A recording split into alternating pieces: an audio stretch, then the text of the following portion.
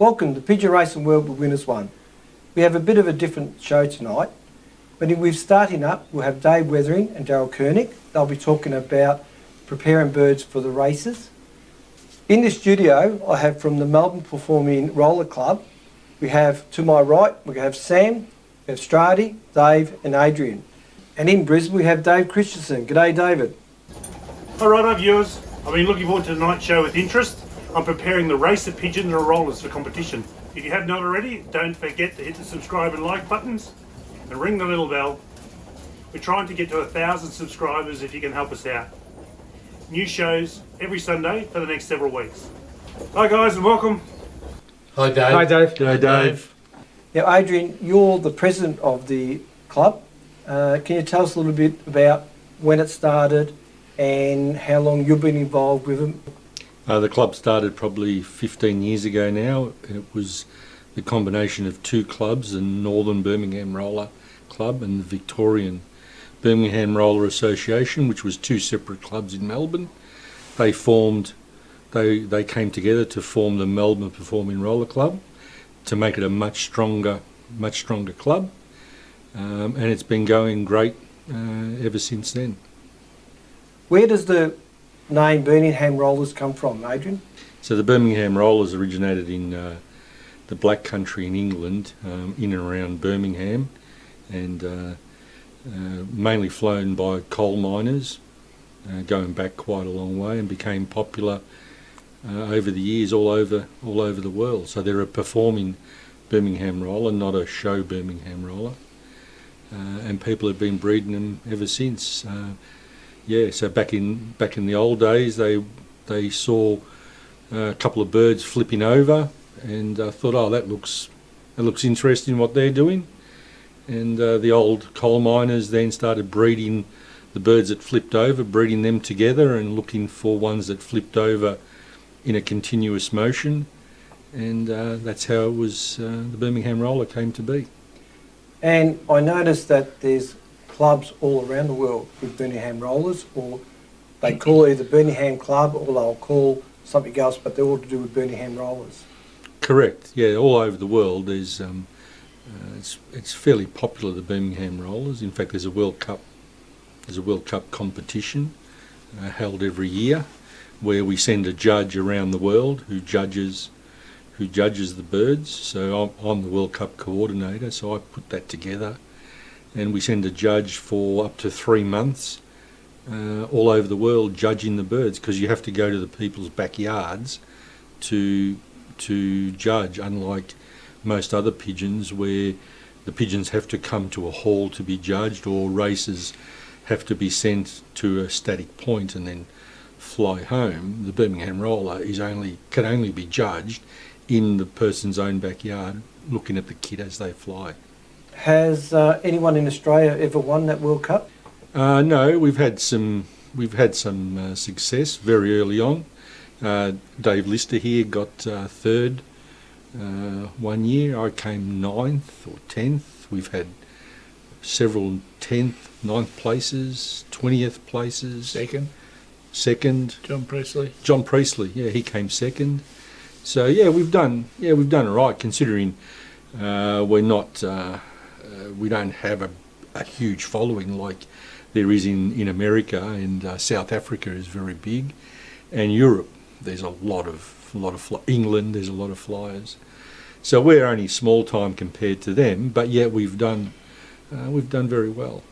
Now I have some more questions for everyone over the show, but we went out on Sunday and you had your first competition for the year, and we actually started at Stradi's place, but Dave, you were doing the judging on the whole day. I noticed that you were doing the judging, Gary was penciling for you or scribing for you, but you didn't perform. Is there any reason for that? Yeah, well, I've got a thing about judging my own birds. I don't think you can judge your own birds without any bias one way or the other. I think you're either too lenient on your birds or you're too hard on your birds when you're judging your own. So I'm one that don't like to fly my own birds when I'm judging. So I'll pull out. Strady, we started at your place first. It was at 8 o'clock in the morning start. You had a nice coffee and donuts, they were ready for everyone. Do you think there's an advantage or disadvantage being first off the rank that early in the morning? It really depends on how you sort of condition your birds. Whether you condition them to fly in the morning or in the afternoon.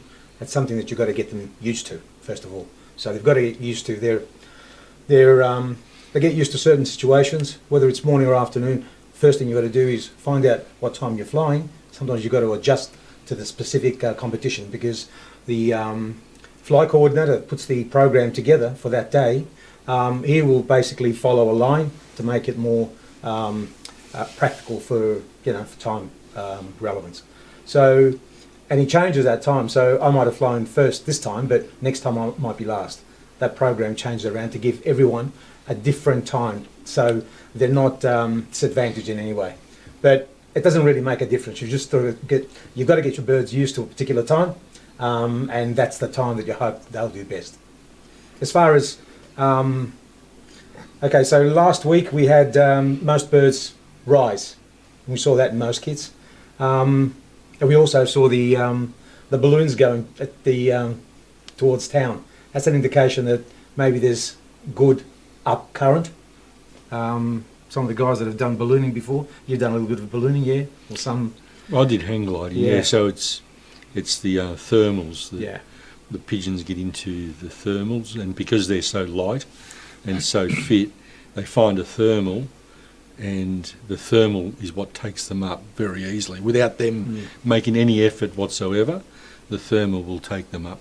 And that might have been the reason, most of the kids got up a bit. Yep. Now, Sam, you've brought in a pigeon for us to look at a bit later. Yes. We'll go through and we'll compare the difference between those and races, because a lot of people watch the show, they've seen a lot about the races. They are a bit different, so we'll go through and have a look at that after. Not a problem. What we're going to do, we're going to start off at Strady's house and we watch his birds performing. So it's been a while since you've flown them? Huh? It's been a while since you've flown them? Yeah, I always lock my birds up in summer. Yeah, okay. Because You're going to lose them anyway. Yeah, exactly.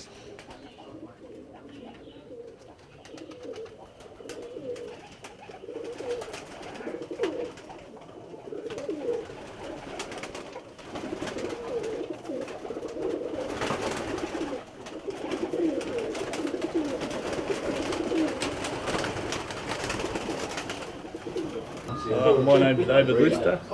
I'm the judge of our monthly fly, the Melbourne Performing Roller Club. Today I'll be judging the birds. 5 birds or more have to roll in sequence together to be able to score, and after that, any more birds after 5 increases your score. We look for performance and depth, and that's about it. Hi, my name's Gary Fraser. I'm David's scribe today, which I basically do is write down the score he calls, and at the end he'll tally the score and put it on the sheet ready for the competition, the next person. Let them out, they'll come out of the traps on top and they'll fly. We get 5 minutes for the kit to get together before we call time. Once time is called, that's your time to fly. So you get 20 minutes after that time. So I'll let them out and I'll call time, and they'll go on the clock when I think they're ready to go.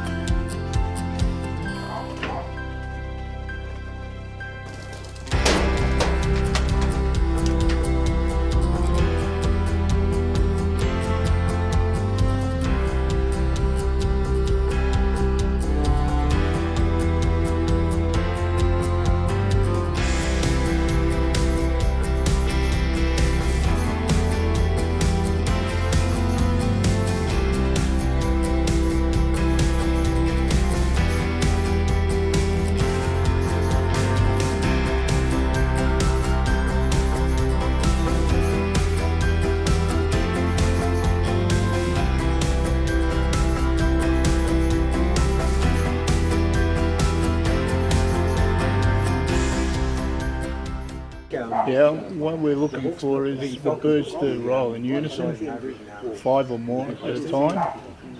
The birds are a little bit too high at the moment to judge because even though you can see them drop and they look like they're rolling, you can't tell the quality or depth because they're too high. So at the moment, just got to keep an eye on the bird until they drop down to a scoreable height. But yeah, we're basically looking for the depth and quality of the roll. As long as 5 or more roll at a time, you score. But if 4 roll, you don't score.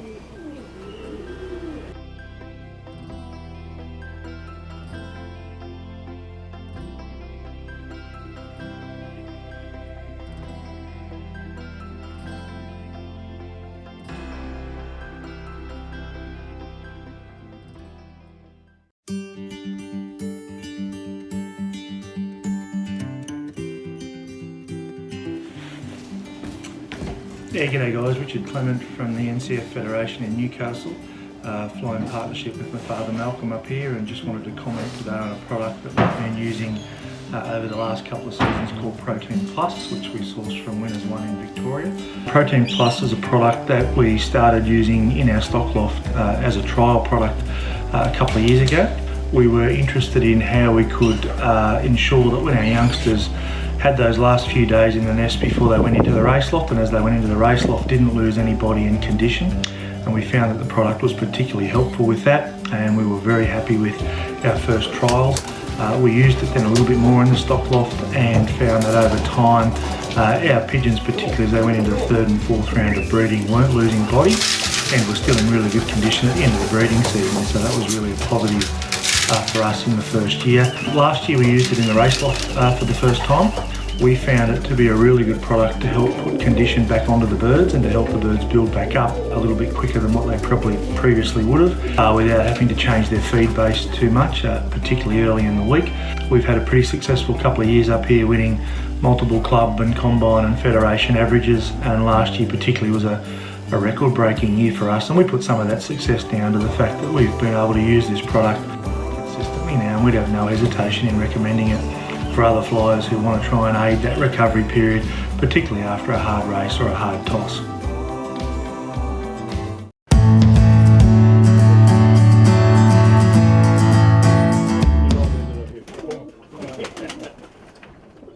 My name's Amar. I'm part of the Melbourne Performing Roller Club.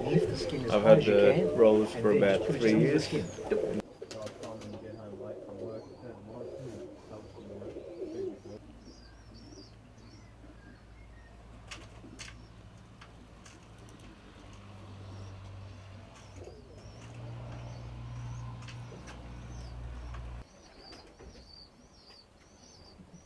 The last 5 minutes is bonus time, isn't it?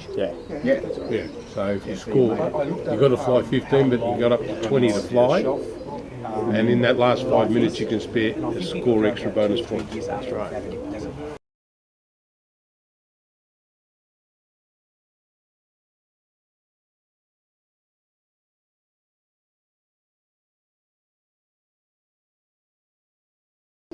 Five minutes.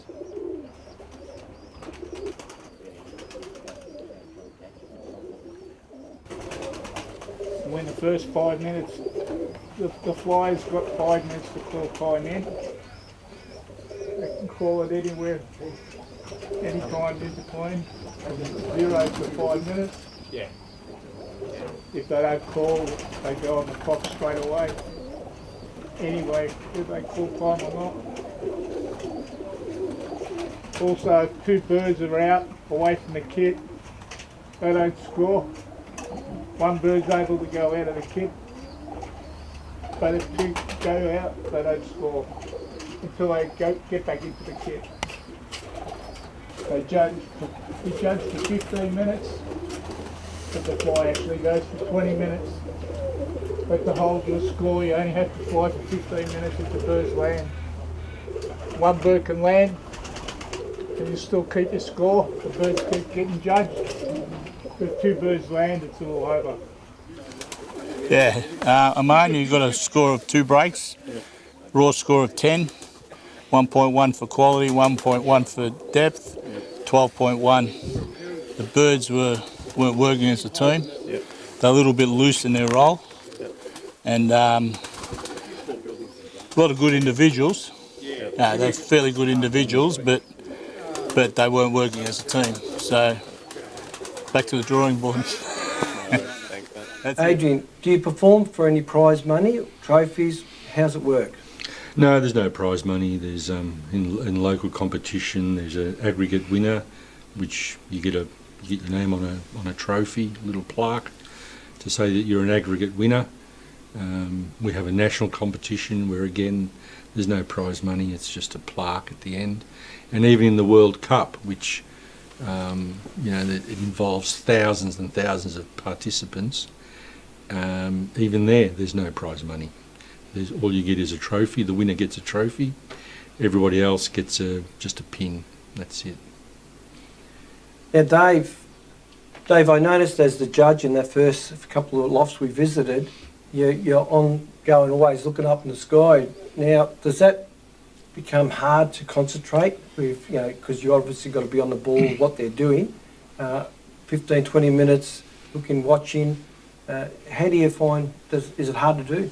Well, it is hard if the birds are flying directly above you, because you really got to stretch the back of your neck.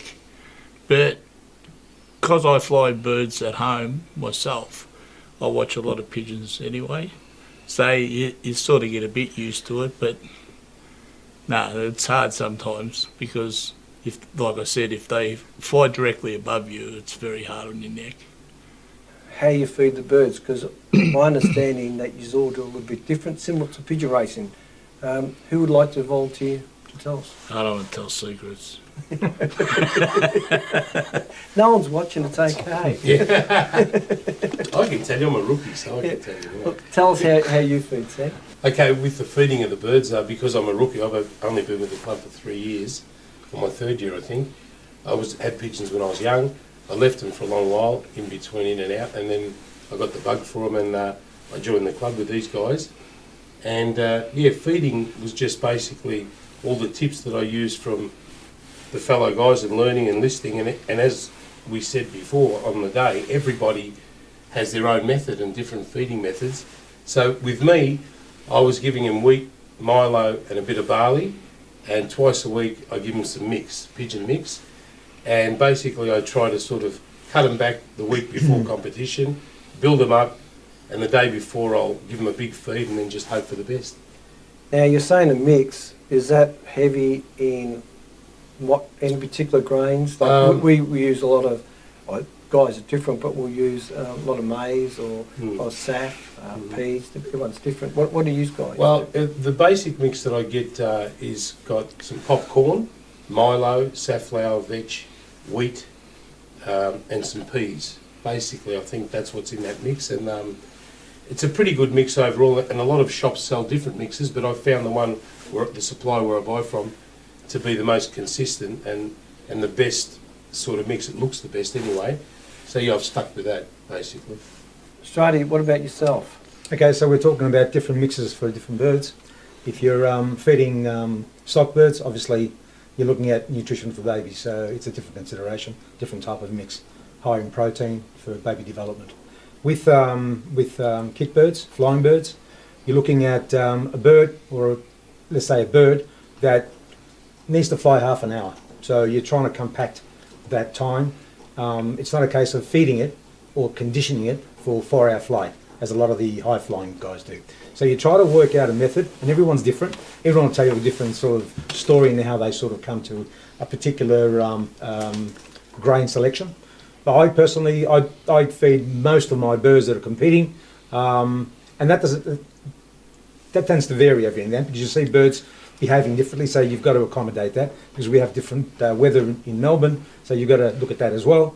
But my I feed 4 parts hard wheat, 1 part milo, 1 part barley. And the barley's only there for me to know whether they're getting enough or not. If they're eating the barley, they're not getting enough. If they're leaving the barley, they're probably the other way around.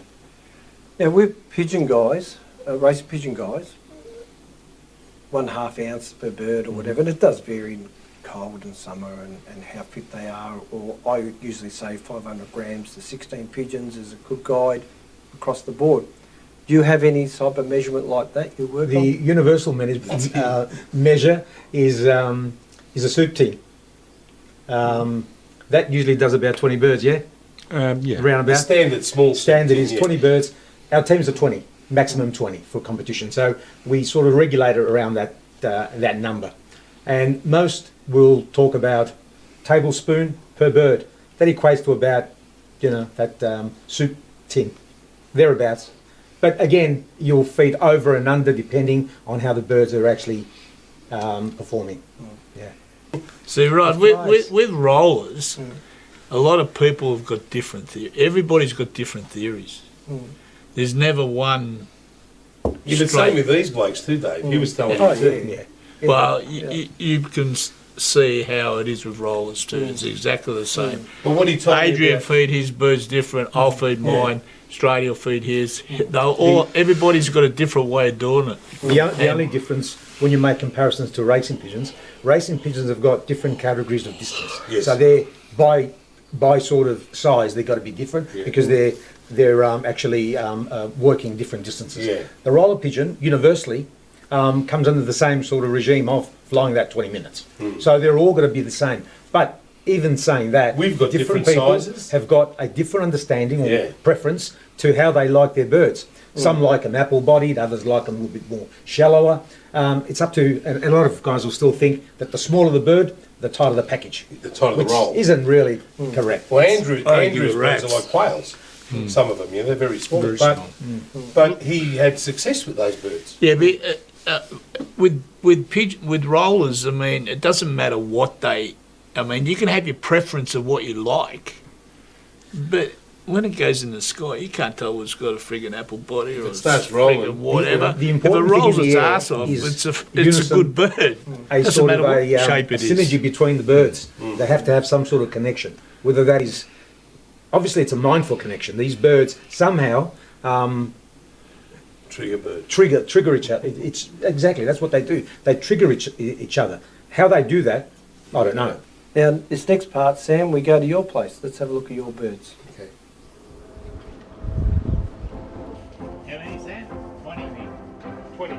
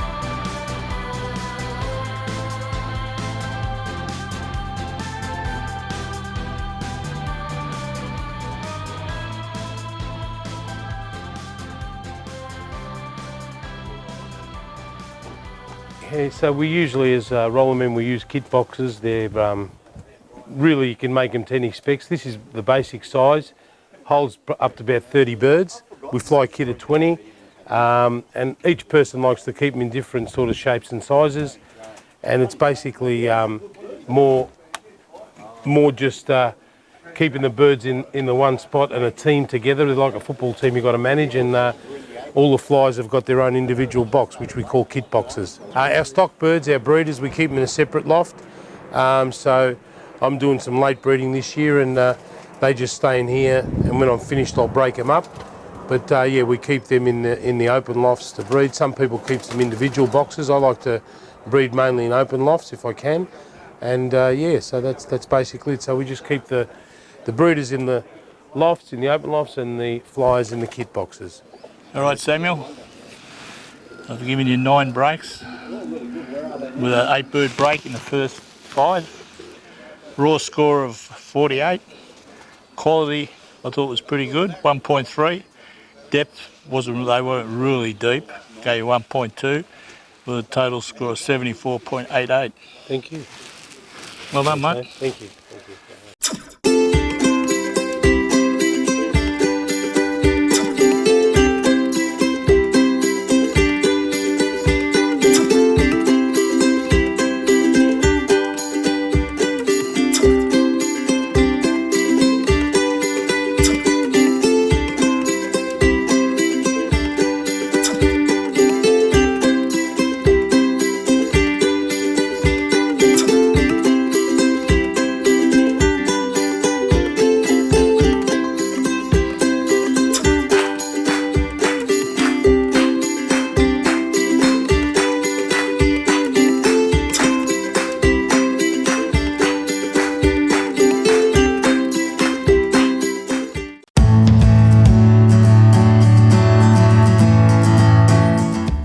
We will continue with more of the Melbourne Performing Roller Club later in the show.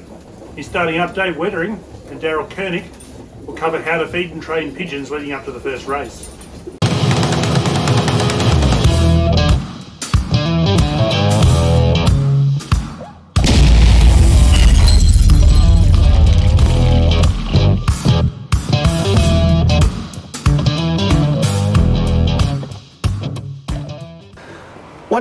Once you're getting ready to start racing, the birds will tell you when they're ready to start getting road trained. They should be flying 45 minutes to an hour just by themselves. You see them going up high, disappear, round and around. That's when the birds are telling you it's ready. Now, I don't think you can over-educate a young pigeon. I reckon you have to give them 8 to 10 short tosses. When I say short, 10, 15 Ks, just to get them used to coming out of the baskets and coming home. And again, they're going to tell you when they're ready, because they'll start leaving quicker, and at home, when they get home, they'll come straight inside for the food. Once they're doing that, then you can start stepping up, longer distance training, and mixing it up with other pigeons, and then it's up to them whether they're good enough. That's what I think the way to attack the young pigeons is. I like to train by myself because I like my pigeons going straight home. I don't like them going to other people's places, and I just like keeping to myself. Now, once we're getting closer to racing, I will give them 1 or 2 mix-ups with other pigeons, which normally it's probably 100 kilometres, something like that, 120, we all meet and give them a mix-up, because the first time they're not sure what happened, but the second time they're away.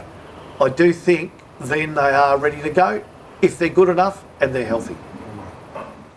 When I'm preparing my birds for the early part of the season,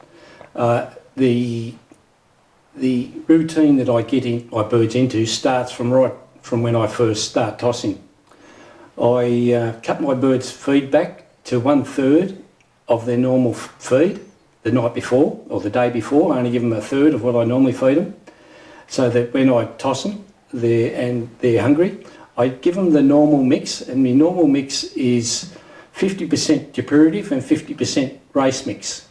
And I mix the two together, and that's my standard feed that I feed all the time. So I just keep them on that feed. I don't cut them right back in any of those feeds. So when I toss my pigeons, my wife stays home, and I let the hens and cocks go separate. So and I normally let the hens out first, and then and I might start at 10 Ks, and then once they've disappeared, and then I wait for my wife to ring, and she'll say, "Oh, I've got the first lot in. It's right to let the second lot out." So then I let the second lot out, and they're normally home by the time I get home. From that, my wife will tell me how they went in. Now, sometimes she'll say, "You fed them too much the day before.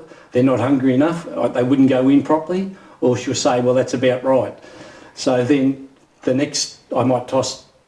That day they get home, I feed them basically as much as they want to eat, and then I fly them around the loft again the next day, and then I cut them back again to 1/3 of a feed, and I'll do that continually for a week, maybe 2 weeks, and if everything's going well, I'll start to increase the third of what I feed them. If they're getting into the habit of coming out of the basket, straight for home and straight in. Once they got into that habit, then I increase the amount of feed that I feed them on the cutback day.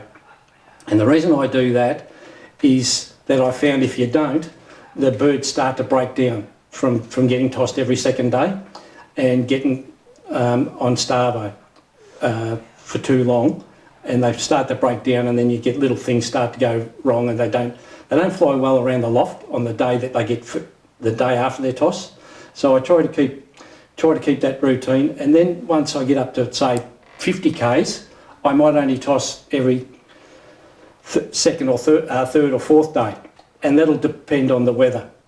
And I'll keep an eye on the weather, and then if it looks like I'm going to toss on a given day, the day before, I'll still cut their feed back, even though everything's going well, but I always cut their feed back before I toss them.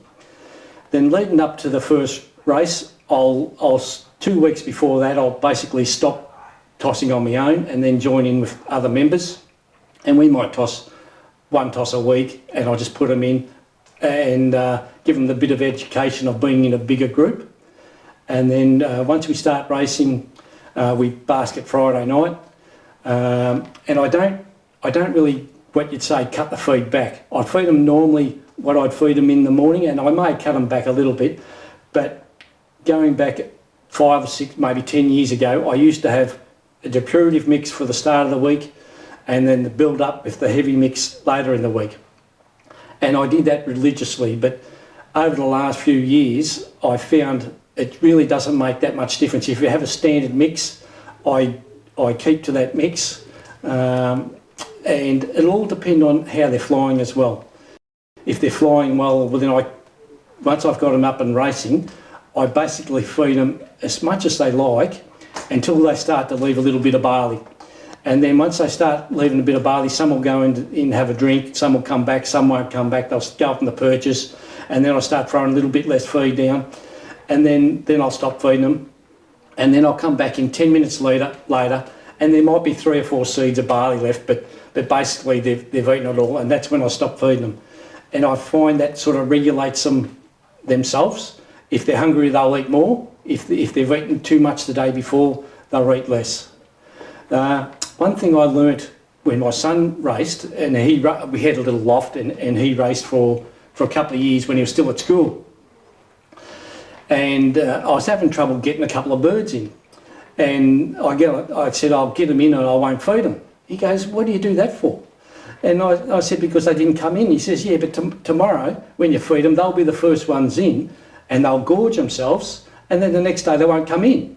So I thought about it a while, and I thought, well, he's right.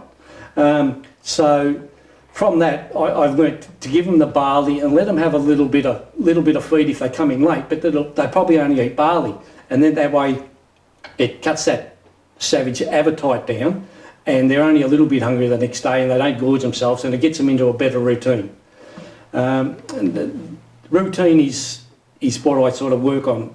Do the same thing every day, get them into a routine when they're young, right from their babies, and then even the 2-year-olds, I let them out with the babies once the babies have homed, and then once I get the babies flying, the 2-year-olds are in with them, and I do the same routine. Once you go in, you get fed, and if you don't come in, you get a little bit of barley that's left on the floor, and that seems to keep them in a routine. They get into that habit, and they just repeat, and it works well.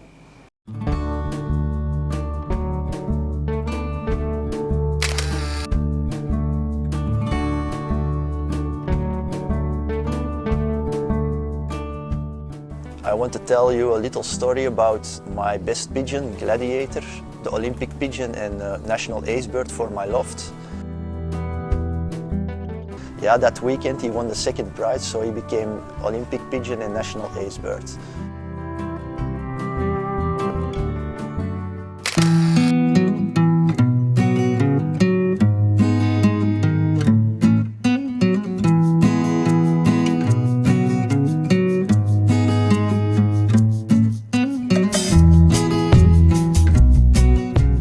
In the year 2000 I bought a pigeon voicer in the club here from Jules Sampermans, and this was the papa of Tiesto that I bought there. Also we raised this pigeon that we bought as voucher, and he won 2 times the first prize on Bourse. Then we bring him to the breeding loft and he bred us famous pigeon Tiesto.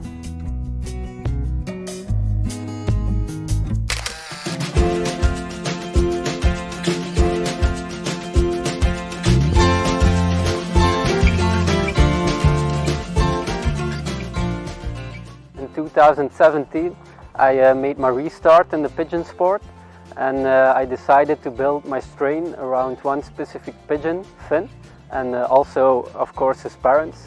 So my second base pigeon in the loft is Ricky. Ricky is related as well to Finn because the mother and himself are cousins. Ricky was my first national ace pigeon since I raced with the pigeons in 2014, and he was also very successful the years afterwards, so he was 3 years in a row in the top 6 in the PIPA ranking on the long distance races. I started with my own birds in a small loft in 1995. It was a loft by 2 by 2 only. I lived with my mother. It was for me also easy to get into the sport in a short period. Good pigeons also, because we were related to several guys who flew on a high level. The most famous name was of course the Huben family. 2004, Queen Elle, our basic hen, she won first national on La Souterraine. Was about 600 kilometers. She was fastest against 19,000 pigeons, all birds and young birds together. Ik ben Nicolas Gijzelbrecht en ben gestart met PIPA in 2000 als nieuwswebsite. En in 2008 ben ik dan begonnen in het klein met PIPA Elite Center. Dat was met een koppeltje duiven en dat één koppeltje zijn dan meerdere koppels geworden. En in de loop van de jaren zijn we zo wel geëvolueerd. Beslist hebben met ons 3 dat een duif maar verkocht mag worden als wij vinden dat die goed genoeg is voor onszelf, voor de eigen kweek.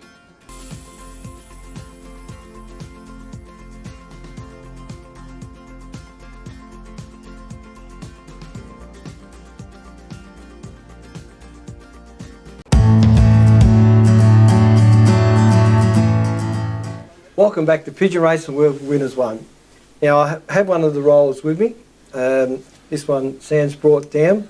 Now I'm trying to compare it to the racing pigeon, and firstly I see it's got a smaller head, it's a smaller frame bird, although unlike some of our real ultra distance birds, they're smaller as well, but you can get a good view at that. Again, I'm looking at it there. For the size, they're still fairly long cast bird. They're not really short up front. Is that normal, or you find this is pretty typical to what you normally see? It's a typical bird. Typical? Yeah. Well, they do vary in sort of length. I think I've found that the bald-headed variety have got a longer feather structure. What do you think, guys? Different families of and birds have different body shapes, like what we call Canadians, which come from a guy who in Canada called Monty Nabel. His birds are much shorter and much more compact than some of these birds, which are more come down from English lines. He closely bred his birds and developed a very tight family of birds, which happened to become Kobe little birds, short, whereas some others like Harris birds and Barretts, which are breeders from England, can be much longer and much bigger. And then you've got George Mason's birds, which are again smaller. Like that one's probably got... That's a Mason. That's a George Mason bird. That's a Mason bird, yeah. So generally they're a little bit more long cast, but not big. No, definitely not big, but if you're looking at generally it's a long cast. The wing, it's got a bit of reach to it. Is it something that you find it's better to have, like if you're looking at the flights like that, they're pretty even at the end. I know it's going for a bit of a molt, but is there anything that you particularly start to look for with the birds, similar to this? Again, it comes back to the families that people take a preference to. There's a lot of families around the world that have done well, that people have tried and, got used to flying. So not that we don't still experiment with different birds, no different to the racing guys. You know, they're always bringing in something to sort of just to experiment with, but we're the same. But our lines are pretty much standard. We've come to a situation where we like a particular bird, it does what we like, so we keep with it. So there's no sort of preference, I don't think, with wings, whether they're narrow flights or thicker flights. Yeah, I don't think a lot of people sort of worry about that, as long as they're flying the time and they exercise a slow flight in the air. You don't want birds racing around, because if they're racing around, they don't come to a point where they sort of exercise the lift and drop. If they're just flying like racing pigeons, in fact, when our birds fly around in sort of in horizontal fast lines, we talk about it, they're flying like racers. Racers, yeah. So that's we like our birds to fly more of a butterfly action, more of a slow, relaxed, relaxed, slow motion type of, where they can actually reach that position to be able to sort of roll. Now, Dave, are you, when you're selecting for your birds, are you mainly selecting off a type, or are you looking for ones that just particularly perform good No, for you? the only thing I look for is performance. I like a small bird, but that's just a preference if I had a preference. I really haven't got a preference, but if someone wanted to say what do you like seeing on the looking at a bird on the perch, I would say a smaller, compact bird. But I don't really care. It's about it being in the sky, the way it performs in the sky to me. Well, that's similar to us with racing. We look for performance to breed in the stock loft. So you're doing the same, which performance is something that's going to roll and do Well, the it's tricks. no good having a good-looking bird if it doesn't do anything. Yeah. But on the other hand too, if you can find a loft with a good-looking bird and it performs, well, you've got the total package, haven't you? Yeah. That's right. Well, this is a nice little hen. You know, they're just a lot different, but in a way similar too. Really, you know what I mean? And they you come in all colours. Yep. Yeah, all Like colours. ours. Doesn't matter. And going back to the lines too, this is a George Mason bird from England, but there's Heine Biker, there's Monty Naval, and a lot of people have got the birds and crossed them as well. So they've crossed the lines, and some people have had success with that. Some people like to keep them pure and stick to the one line and fly that line. So it's really, there's a lot of blokes like yesterday, the chap Demir, he's got a mixture of all birds, and his birds perform really well. So you know, sometimes that doesn't matter either. And do you chase birds from different your club mates or from interstate to try to put in every so often? What do you do with? Is it easy to obtain good ones too? If someone wants to get into the sport, how would they go about getting some birds and starting up? It's a lot easier now for newcomers. You started, what, a couple of years ago? Yeah, I started a couple of years ago, and already he's contesting, you know, top tier. Well, I'm trying to compete because there's good birds available to newcomers. And I got a head start because the chap who gave me the first lot of birds was reasonable enough to, he said, I'll try and put you 5 years ahead, because you can buy birds that don't do anything, but I got some good ones to start with, and I built on those, and it's been a short space of time, so it's been great. But with the help of Dave and Strady and Adrian, they've made birds available, and they saw I was serious about flying. So yeah, it's all about being part of the club and trying to compete to the best of your ability. Now, John's in a really built up inner city area. What do you see is it hard for it to compete and live in that type of area with pigeons? At John's place it is, because he's got actually a set of block of flats next door to his house. So if he's got his rollers, you know, can be dangerous because they might get up, and because they're high, the buildings are high next to him, which happens in England all the time. They might struggle and might hit the roof because they haven't got the height, and they might roll and hit the roof. But you can fly rollers anywhere, really. I mean, John's in a good spot because he's got a park across the road, so he's not built up all around. So I'd say he's all right. Yeah, just going back to the Sunday and judging his birds, what were you looking at when you were looking at those birds flying? Was there anything that particularly you thought was good, bad, with his birds on the day? I can remember. His birds didn't perform like they normally perform. John's usually puts up a really good kit of pigeons, and they just were pretty flat. So he didn't score a great deal because they just weren't doing it on the day, and that happens through rollers all the time. You can say to all your friends, "Oh, come and have a look at my bird, my rollers. They're going fantastic."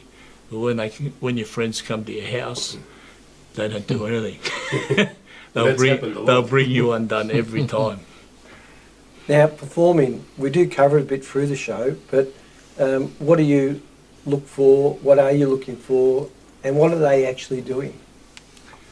Well, when I'm judging birds, I'm looking for 5 or more birds to roll at the same time with good style, fast, tight.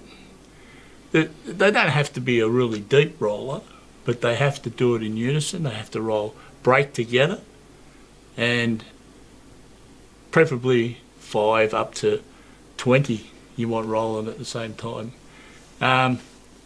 As in quality, like I said, they want to look like a ball and be clean, come out of their roll and go straight back to the kit.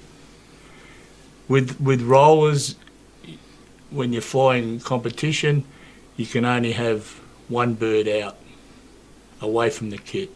If you get 2 birds away from the kit, you don't score. It doesn't matter what your birds are doing. They could be the best kit in the world, but if you've got 2 birds that won't go near the kit, you won't score. Hi, John Siotis here. Been in the Northern Birmingham Roller Club for about 10 years.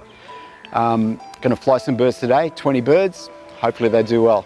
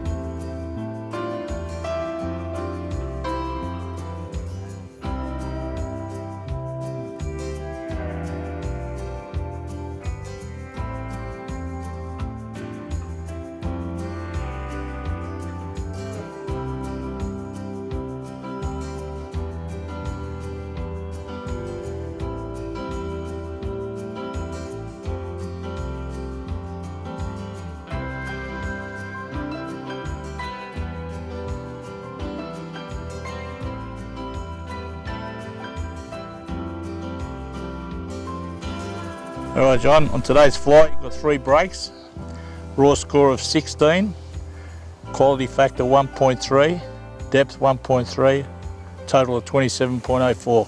No worries. Well done mate. Thank you, Dave. What we've done today, this is our score sheet. With the Marnes birds he had 2 breaks, which were of 5 and 5, which a raw score of 10, quality was 1.1, depth was 1.1, which brought him to a total of 12.1. What we do is multiply the 10 by 1.1 and then by 1.1. As we did with Sam, Sam had 9 breaks, got a raw score of 48. His quality was 1.3, his depth was 1.2. 48 times 1.3 by 1.2 equals 74.88. Let's have a look at the mirror.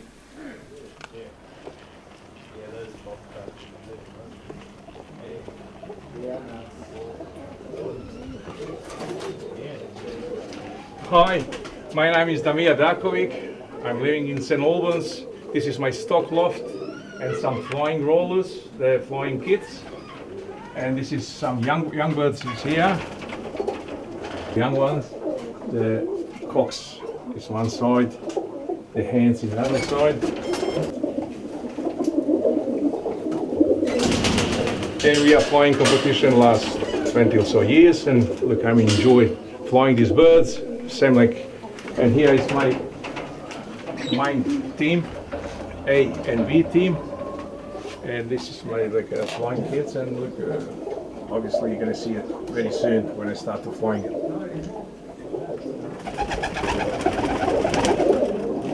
Now it's already, now you're gonna be ready to fly, so if you wanna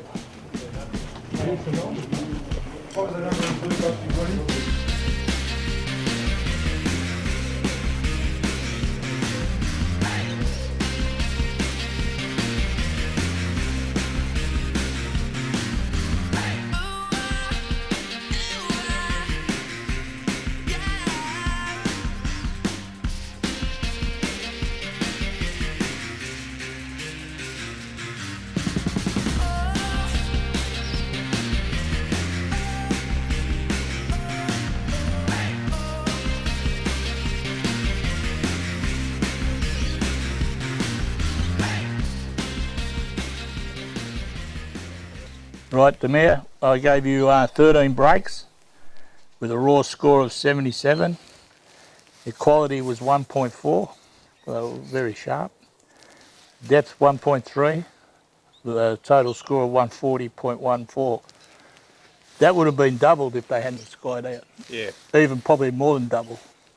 But I couldn't judge them because they were too high. I wouldn't judge myself because it was too high. And But really good kid. Congratulations. Thank you.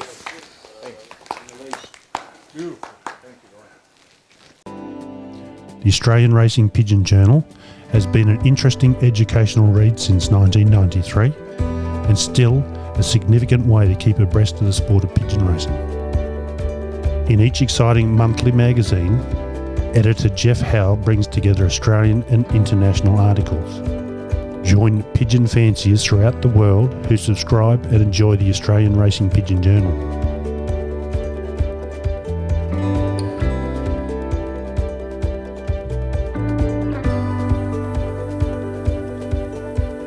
Loft visits, training tips, pigeon strains, as well as health advice from world-renowned avian veterinarians are regular topics featured in this great read.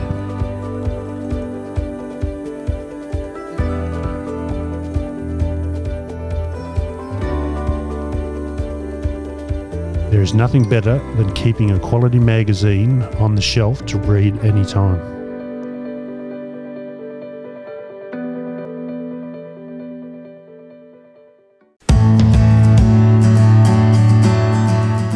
Now we had a good look at Steve's loft and his birds performing. They got it nice and high, didn't they? Yeah, same as Demir's. How do you get them, because you mentioned that once they're up too high they're not scoring. How do you get them to train that they don't sort of go up as high? I don't know, to tell you the truth. It's pretty hard because you just different food. So if you know there's going to be clear blue skies and cold, that's when there's a lot of thermals around and it'll take them up. So there's one train of thought that says you feed them up. So you load them heavy with peas and keep them down. You can also take the water away from them for a day before the fly. But it's hard to know before the fly exactly what the weather conditions are going to be like anyway. Sometimes it can take you by surprise. And you don't have the foresight to be able to prep the kit for a day that's going to be for high flying. You can watch the barometer. So if there's a rise in barometer, generally that means they'll go up. If the barometer, not so much if it's high pressure, but if it's rising. So it could be low pressure but going up. That's prone to making the birds go up high, and there's nothing you can do about that. Steve Grančić, and I'm flying the rollers more than 20 years here in Melbourne, and I enjoy to fly, and I compete. And this is my stock birds breeding.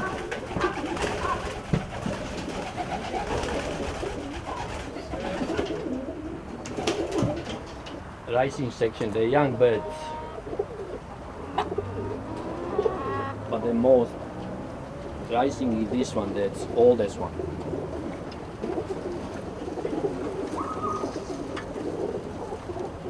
This the flying birds, and this one it's not a competition kit. It's most the hens. Usually I feed them pigeon mix, but depends of the competition die. You know, it's wheat and peas. Depends what you want to do with them. You know, usually pigeon mix with the popcorn in a small. Too heavy, they're flying fast and no roll. You know, with the rollers it's different. You know, you have to get the right body and the right everything. You know, like a soccer team, you have to find the players, good players.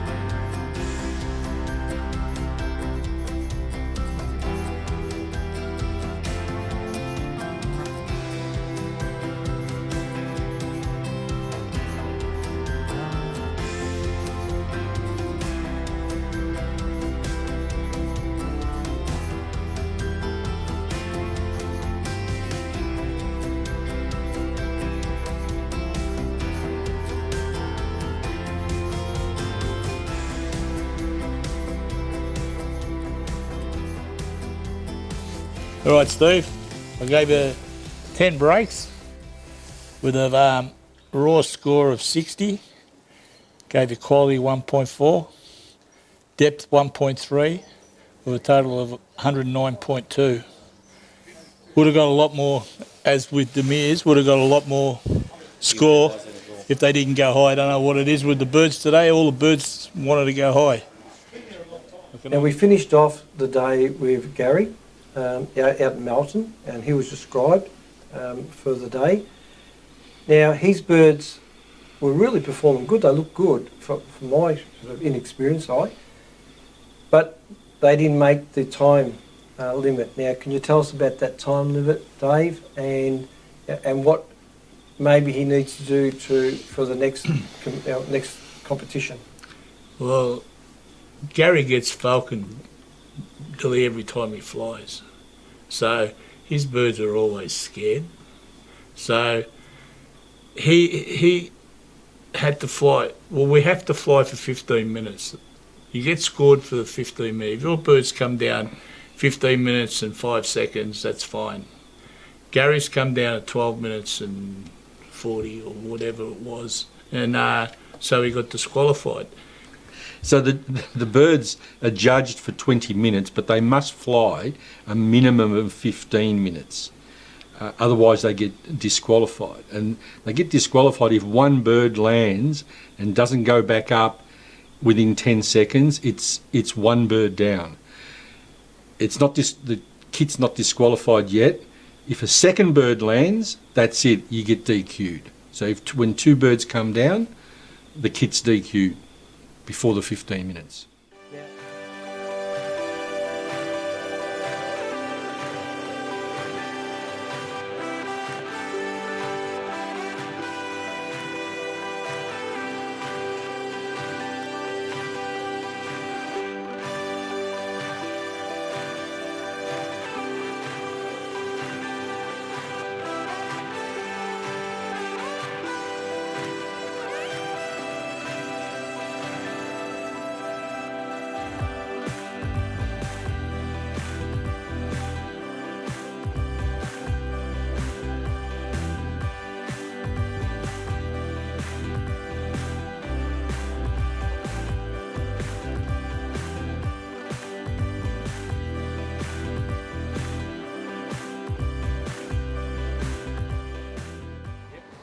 All right, the first fly for the year for the Melbourne Performing Roller Club was won by Demir today on 140.14 points. So well done, Demir. Thank you. Second was Steve Granjic on 109.2. Well done, Steve. And third was Sam, the man, 74.88. Well done, Sam. And that's it for the next till the next fly at the end of last Sunday of the month of April. It's been an enjoyable show tonight. Before we finish up, Adrian, if someone wants to get into rollers, how can they go about it? Well, they need to contact either Strady or myself. Strady's the club secretary, I'm the president, and yeah, they can come around to a couple of the flies, and once they show some interest and try and become involved, then birds will become available to them as well, and yeah, they can join then. You have a Facebook page. Besides that, is there another way? Well, generally it's the Facebook page. If they even just put a message on there, that's probably the best. That's probably the best way to get in touch with someone, and leave their details, and either Australia or I would get in touch with them. Now, Channel 31 goes to Melbourne, but after they've aired it, we put the shows on YouTube and Facebook, and we get 10, 11, 12,000 views in the first few days on those mediums. So if someone's watching, and funny enough, our third biggest viewer on Facebook is overseas, and so a lot of this show does go to around the world. If they're in Sydney, Brisbane, in somewhere else, not out of Melbourne, or they're overseas in India, Pakistan, the UK, America, how would they go about doing that? Well, the best way there is to go on the World Cup website, and which is worldcuprollerfly.com, and there's a list of regional directors all over the world and their contact details. So they just need to contact that regional director, and they can actually compete in the World Cup without belonging to any club. They can put up a kit and compete in the World Cup, or they can get in touch with their regional director and find out about local clubs in that region. And we've got regions in South Africa, America, Europe, England, Denmark, Croatia, Serbia, Switzerland's in now, United Arab Emirates have joined the World Cup. So we're spread all over the world. Thank you very much for coming on Pigeon Racing World Winners 1. It's something that I'm sure the racing pigeon guys, they'll enjoy it, plus the general public. Thanks, guys. Thank you. Thank you. Good night, guys, and good night, viewers. See you next week. You've been watching Pigeon Racing World Winners 1. I'm Rod Simmons. Good night.